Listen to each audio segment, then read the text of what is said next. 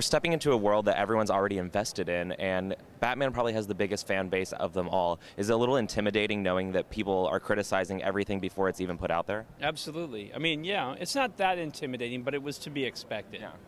And do you just have to play the role that you see it instead of just like... that's all you can do. Yeah. And you can't talk someone into convincing them that you are doing what they want you to do. You just have to do your best, and I think that people get to see it.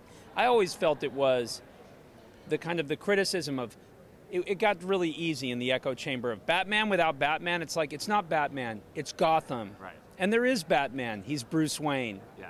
During a period of his life you've never seen before. So I was always confident the show would be great. So, with your background in comedy, do you feel like it's you are the comedy relief a little bit in the dark world? That falls on my shoulders a little bit, but it's interesting. It's been a hard one to balance because it has to be both. And I was coming off of Vikings and Sons of Anarchy and Law and Order and stuff. So, you know, you want to play the real fairly real, but it also is a theatrical universe. It's really colorful, but yeah, I think I definitely have to be a little bit of the comic foil.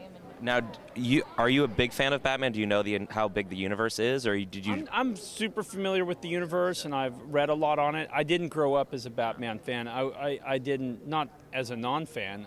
That wasn't my bag, and I don't want to offend the people who are passionate and really know their stuff, you know.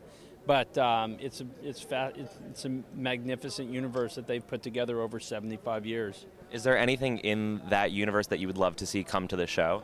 You know, I really like that book, Gotham Central, that a lot of our stuff seems to, a lot of the characters are called from, and it's just dark. It's pretty dark.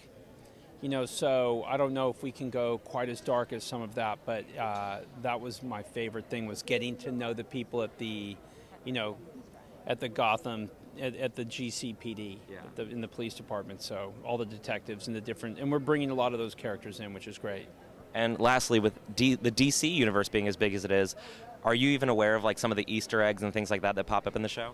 I'm aware of a good number of them, and partially because we discuss them and things too. And of course, big things like Arkham that were winked at and become very important were things that are fairly well known. But there's things I'm discovering, and what it makes me feel like too is that Bruno Heller and the writing team, that they took a long time to beat this story out and the longer arcs of it, and they've sprinkled all those little things in that should be exciting for real fans who know the minutia, you know? Yeah.